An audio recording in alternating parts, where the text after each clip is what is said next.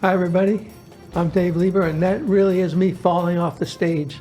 Keller High School, 1998, and it made America's Funniest Home Videos. I was 5'8" when I started, and I was 5'7" when I landed. Oh, boy. We'll talk about that more some other time. But today, I'm here with two of my favorite people on the planet, Mede and John Dycus, who were the editors of my book, my award-winning book on Don Meredith. Welcome, Mede, and welcome, John, to the Dave Lieber TV show. This is really why everyone needs an editor in life, not just in books. But, you know, people are writing a lot of books, and they're making mistakes because they don't hire editors. I didn't hire just one, I hired two. And the reason I hired you both to work on this book is because you both have unique talents that play off each other. John, you are a lover of the English language, a devotee of the written word, and a phenomenal editor. Thank you. And grammarian, Thank you. speller. Mede, your strength is looking at the whole picture of the book and saying, what is it missing? What do we need to put in it? And you sent me off in different directions. I thought the book was done, but when I gave it to you, you sent me to Bill Mercer, who was the voice of the Dallas Cowboys. You sent me to Joe Theismann, the great quarterback. And let's see, one more you sent me to Tony LoBianco, the actor who acted on TV with Don Meredith, the first Dallas Cowboy quarterback. Two of those three have died since I interviewed them, Mercer and LoBianco. So I am forever grateful for you for sending me off to interview them, because they really helped the book along. Mede, let's start off with you. You are a sports fanatic, and I have a list of all the sporting events that you have attended. It's really interesting. You've covered several World Series, 4 of them. You covered 2 Super Bowls as a reporter, 2 NBA championships, 2 Stanley Cups, 3 NCAA Final Fours, the College Football Playoff Championship, and the World Cycling Championship, in the only time it's ever been in the U.S. So I've known you a long time, and I've always known you were a sports fanatic. But how did that all begin for you? Well, as I told you, I think back when we were talking about the book, my dad and my granddad were pretty big sports fans, but not. My dad kind of liked football, and my granddad was a baseball guy. He liked the Yankees. He liked Pee Wee Reese. But when the Cowboys came along, we started listening to them on the radio because they weren't always on TV. But then they were like, we would be out on a Sunday afternoon drive, and they would be explaining, like, okay, you get 4 downs, but if you don't make 10 yards, you need to punt so the other team can get it, and so they can't get the ball back. And then Dad started taking me to Dallas Cowboys football games, and we would sit in the cheap seats. It would cost $5 for an adult and $1 for kids in the end zone. And then, of course, I wanted to play too, so we would practice pass patterns in the backyard. How old were you? That was probably starting 5, 6, 7. Was it a way for you to get close to your father and your grandfather by showing an interest in their activities? Yes, but I think my dad only had 2 girls, and so he didn't have, and I was kind of a tomboy, so that was a way for him to get close to me, for us to bond over something too. Mm-hmm. So what I like about this relationship that you and I developed over this book was, I told you that I was writing this book, and you said something like, he was my favorite professional athlete of all time. And I'm like, oh, wow, you've got to be the editor of my book.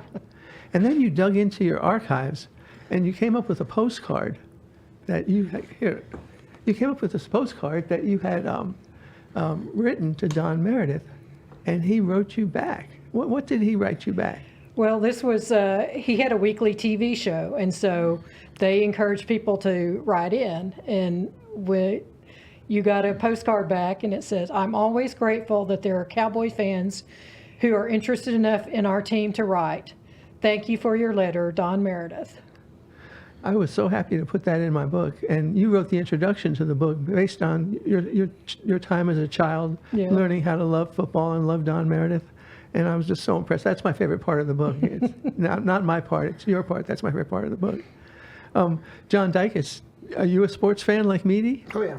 Yeah? Yeah. Tends to be in season. Baseball season, the Rangers, football season, the Cowboys.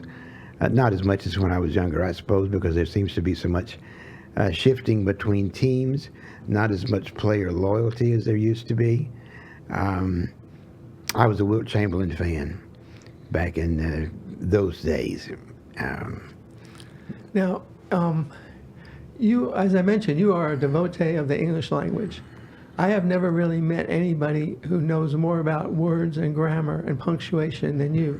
I've been a newspaper man for 49 years, and when you edited two of my books, the Perot book, Ross Perot book, and this, well, let me show, call up red ink, and this is what John does to a page.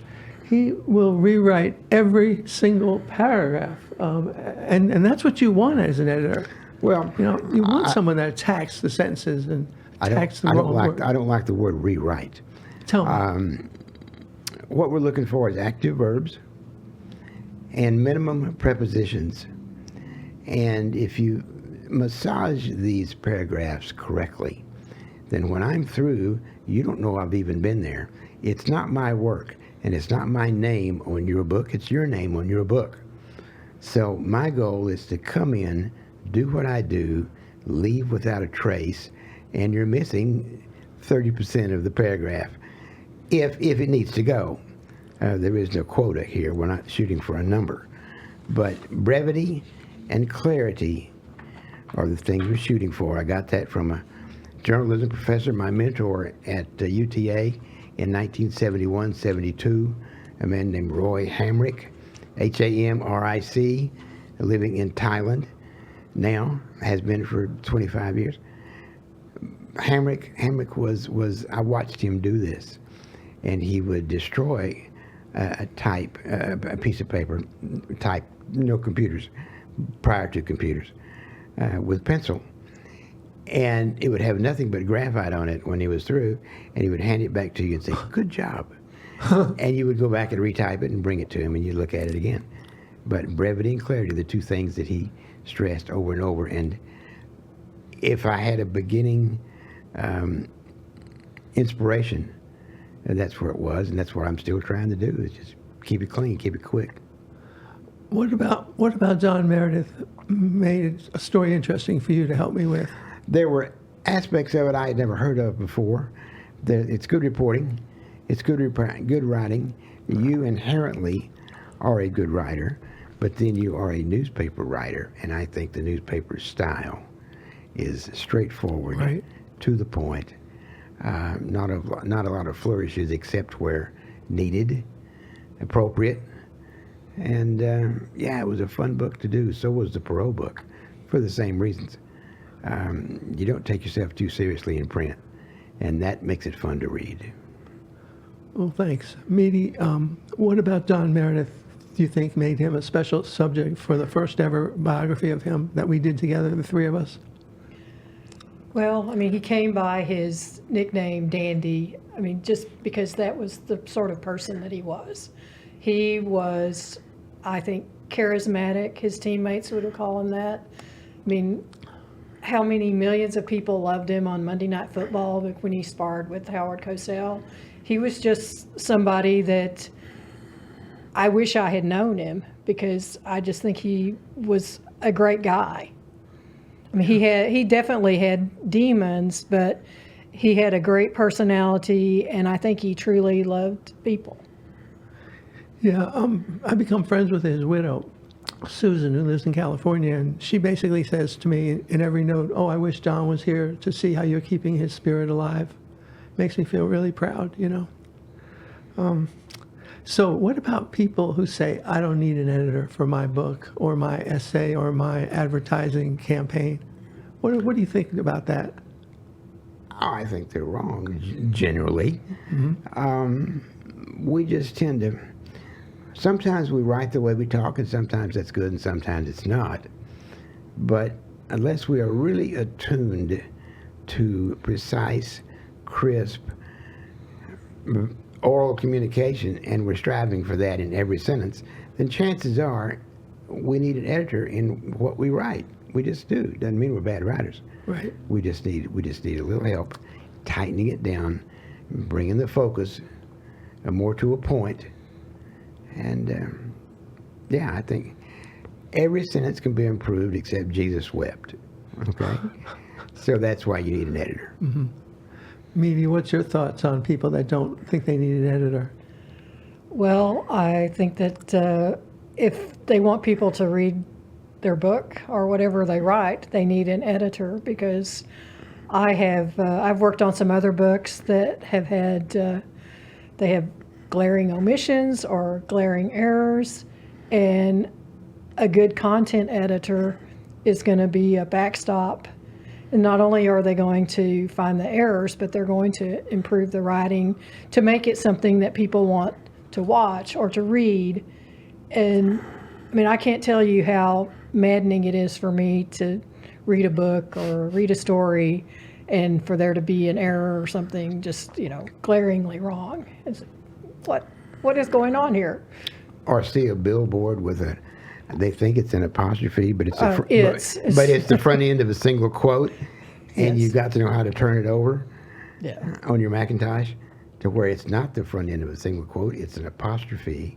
That kind of thing that she's talking about drives you. It's the curse of being an editor. Well, and I think the texting and shorthand in the English language now, people are just not as in tune to good writing. They just want a quick hit. But it's if you're going to produce literature or something that people want to read, you need an editor. Yeah, I totally agree. I think we're keepers of a standard Right. of sorts. That's a good way to put it. And with budgets being cut, staffs being cut, who is there? Copy editors. Do we still have copy editors at newspapers? In many cases, no. And they were the front line. We were the front line, the last line of defense for some of that stuff. Yeah, I was on the phone with a copy editor the other night at 10 p.m. working on a story with me, and I'm so grateful. Good for him. that, Good for her. Yeah. Good for you. Yes. I don't know if you saw this, but yesterday's front page of the Wall Street Journal had a story about how people they're basically hiring editors to help and ghostwriters to write their books so they can give it to their family. So they're not writing for bookstores, they're writing these memoirs to give to their grandchildren and their great-grandchildren. And in this article, it says that you guys are going to pop out of your seat on this. It says that the people that do what you do charge up to $100,000 to get these books I'm in done. the wrong business. Yeah. That's good for them. I have told prospective collaborators that you could go to New York and pay twice as much, but you wouldn't get as good a job. I have a hard time pricing what I do. I don't know about Mede, but and part of me still thinks I'm 20 years old at UTA, and I'm just delighted you even want to mess with me at all, And so here you want to pay me real money to work on your book? That's a lot of money you're talking about. Yeah, Dan. and they have companies that do it for you, and print the 20 books and send someone to your house to interview you, and Wow. that's a I've thing. I've seen the advertisements for those. Yeah. And it might be a scam. I mean, to charge someone $100,000 to print like a 100-page book, it seems kind of scammy.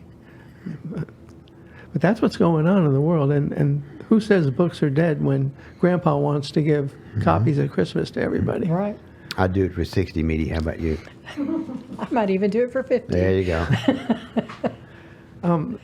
I call this, why you need an editor, not just in books, but in life. And I think that we need to basically have editors who help us with our daily chores, to tell us when we do things right, when we do things wrong. My wife is my editor. She tells me what to do and how to do it and when to do it and why to do it. And I think people just don't rely on other people to help them with their written product. Because you see advertisements that can be improved, right? It'd be tough to be you too, because you see a lot of things that I could fix that, I could make that right. We if we are wise, we depend on others. We cling to those people who enhance our lives, make them better, and I think that's a good thing. Being in a wheelchair with some physical limitations, 7 people come through my house, 7 every week, to give me a superlative quality of life. Where would I be without those 7 people? You know, I wouldn't be here, and I wouldn't have accomplished the things I've been fortunate to accomplish. So yeah, of course we need each other, and the more we recognize that, I think the better off we are as individuals and as a society. That's just what makes the world go around. A second set of eyes is really important in Yes. anything, you know, because we're not perfect human beings, so we do make mistakes, and we can improve whatever it is we're working on, not just books. Well, one of the things that I like to do as an editor is not necessarily editor, but collaborator, because when I was editing stories at the newspaper, I took the greatest joy if the reporter would come to me beforehand and we get to talk about a story and, well, what about this? What about that? What do you think about this? I mean, I think those lead to better stories in the long run. It's not just a back end sort of thing. We should disclose here that you were my personal editor at the Dallas Morning News for about 3 or 4 years. We should, yes. And we did all that. We talked about every story before I wrote it, and then you edited it, and I rewrote it, and then you edited it again, and it went in the paper. And we did that for years. And I miss you because you were such a wonderful editor, very sensitive to the writer's feelings, and you know, and you always had time for us. So I never got to tell you that publicly, but Well, I did thank give you a little trophy that said, yes, I do. it's I about still this have big. that little trophy, yes. Yeah. So, what's your favorite Don Meredith story? Since you guys know that book backwards and forwards. Probably the one where you met Susan. I'm paraphrasing a little, Yeah. but he was on the streets of New York. Yeah. He was there with Cosell and Gifford, Right. for Monday Night Football, and didn't he see this vision on the other side of the street walking? Yeah. And he crossed the street. He crossed the street and introduced himself, and then you said no one knows what he said. Right. But he introduced himself right there on the street, and then he went to the phone and called Gifford and said, "You've got to come meet this woman. I've never seen anything like her in my life." Right. Isn't that real close to what? That's exactly that right. That was my favorite story in the Yeah. book. And I've even asked her, what did he say to you? And she doesn't tell me. Yeah, So it's locked in the vault. it's a beautiful story, wonderful, and it's that kind of story. And there's several other instances in your book that are insightful and that people haven't heard of, maybe ever, or maybe in a long time. Another Yeah. reason to read this book, you people, read this book, because it's got that kind of stuff in it. Well, it's also about the origin of the Cowboys Yes. in the Yes. early 60s and what they had to go through Yes. to get where they are today, which is a $12 billion enterprise. And if you read the stories about the early Cowboys in this book, you learn things that make a lot of sense. I'll give you an example. Tex Schramm was the general manager for decades before Jerry Jones fired him. And now people are upset because Jerry Jones won't sign a contract with Micah. But the point is that back then, Tex Schramm was cruel to every one of his players when contract signing came up. He belittled them. He said they didn't deserve the money. So we've been down this road before, you know. That's the nature of the biz. That was actually one of my favorites too, but I have a couple of others, and I like both of them because you wouldn't have had them without me, and one is because it's kind of related to being a reporter. The Bill Mercer, when Bill Mercer was talking about how Don told him that it wasn't going to be a handoff to Perkins, Yeah. and they got mad about that, and so I'm going to give you the scoop. It's not going to be the handoff to Perkins. No, it was a handoff, but it wasn't to Perkins. But that was a favorite of mine. And then the Tony LoBianco story about how Don wanted to play the bad cop because he was always the good cop. In Police Story. In NBC, Police yeah, Story, the yeah. TV show. Yeah. He always played the good cop, Yeah. you know. And Tony LoBianco was talking about Don was trying to play the bad cop, and it was terrible. He couldn't do it. Right. Yeah. My favorite story is his dealings with Roone Arledge, the creator of Wide World Oh, of that's Sports, good. The Thrill of Victory and the Agony of Defeat. Because Roone was the biggest man in TV, and his relationship with Don started off really badly because he wouldn't return the calls. And finally they got together, and Roone got hoodwinked by Don and made him pay a lot more money than he expected to pay. But Don said, this will be the best money you've ever spent, and it turned out to be because Yeah. this Monday Night Football changed the way the game is played and broadcast, you know. Also liked Bob Hayes, how he could run the 100 meters in, 9.1 seconds, and they had to change the defense in the NFL because of him. Right. You know, and but my favorite part of the book, though, is about the civil rights struggles that the early Cowboys, the black African-American Cowboys had on the team because there was segregation. They couldn't eat at the same restaurants, they couldn't stay at the same hotels, and how the Cowboys dealt with that and helped change that in Dallas City. Let's see, what else do I... Didn't I see a picture of you taken recently with Bubbles Cash? Yeah, Bubbles Cash was the unofficial mascot, Yes. and of the Cowboys. She's a stripper. She's 78 years old, and I expect to have her in this room in a few weeks to do a Dave Lieber show interview with her. Good. Great. Good. But Good. that's a whole nother story. Yes. When she walked into the stadium as a stripper wearing a mini skirt, the game stopped. Everyone looked. It was on the front page of the Dallas Morning News the next day, and life was never the same. The sexual revolution had come to Dallas. You Yeah. know? So, I would like to show you some judges' comments that pertain to you and you're working on my book. So there we go. Judge number 1 said, this book includes all essential elements. The writing style suits the audience. No grammatical or spelling errors were noted. This book is organized in a logical manner and flows organically. And judge number 2 said, the book effectively demonstrates how Meredith's career how Meredith's career arc parallels and illuminates the NFL's broader transformation into America's premier sports entertainment property. I didn't realize I did that, but I guess I did. Wow. So you. those 2 comments are related to the work that you 2 did on the book. And so as a way of appreciation, you know, I told you it won 2 National Book Awards, and I'm really proud of that. And what I'd like to do, I have it in here, is I would like to give you each one of these awards as you could pass that down. All right. Those Thank were, you. Lay it on the table here, Mede. Thank you. yeah, I think you guys deserve those more than me because they were, I don't think the wow. book would have been such a hit if it wasn't for you 2. Thank you. So I want you to wear those around your neck like it's an Olympic gold medal. They're silver medals because they came in 2nd place in 2 contests.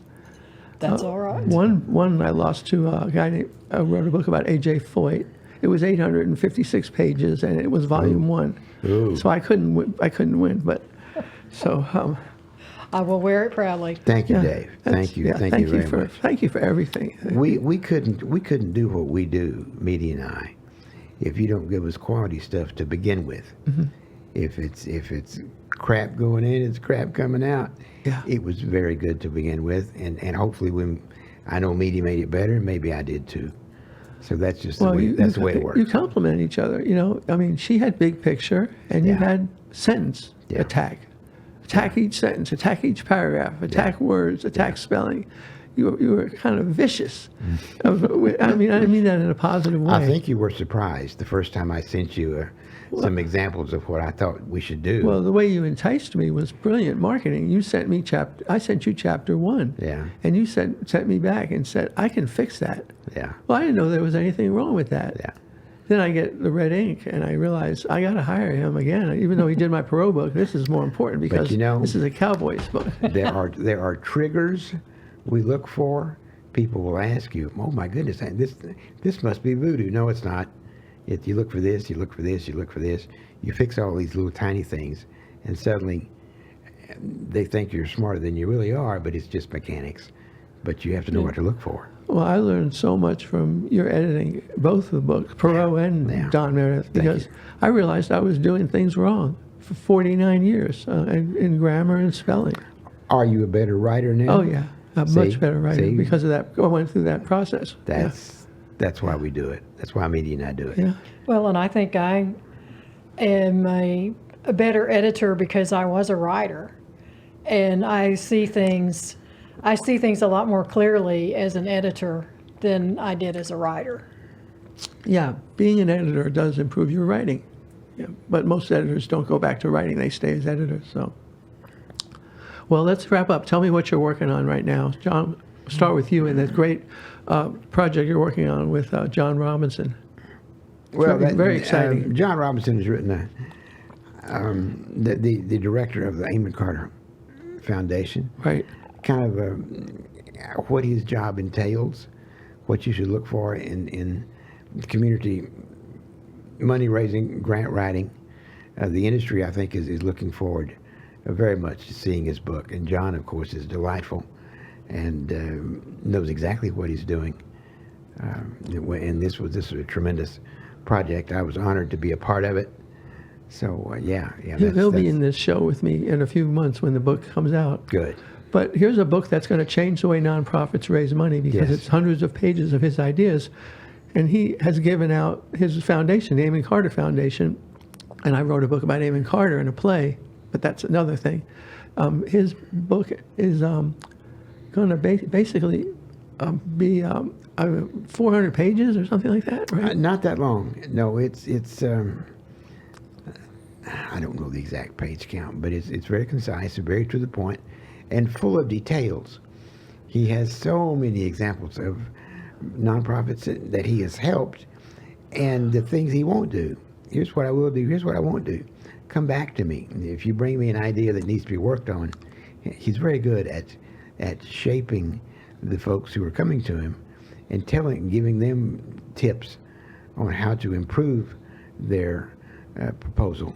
So you're writing a book with a guy who has given out $850 million through the foundation, $600 million of it since he's in there.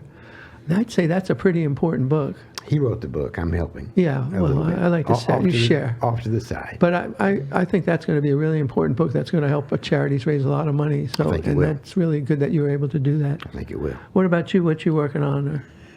Well, I am waiting on a book that I can't talk about because I signed a non-disclosure agreement about it. Oh, just cool. because it's an interesting idea, and I don't think anyone has written a story about this. So just stay tuned. And I am working on my other freelance job as a writer for Beyond the Meeting Room, which is the publication of Associated Luxury Hotels International, based in Plano. And I just finished a story that was kind of a salute to service about firefighters. And I interviewed firefighters across the United States about what makes them tick. They're kind of in the news after the California wildfires. And then looking forward to writing about the 250th anniversary of the United States next year. I already have an assignment for that. Good. Well, I'm just going to keep writing my twice-a-week newspaper column, and we'll see what happens with that. I just want to thank John Dycus and Mede Nix for coming here on episode number 3 of the Dave Lieber Show, and help others the way you help me, and life will be better for everybody. Let's do it again. Thank you. Let's do it.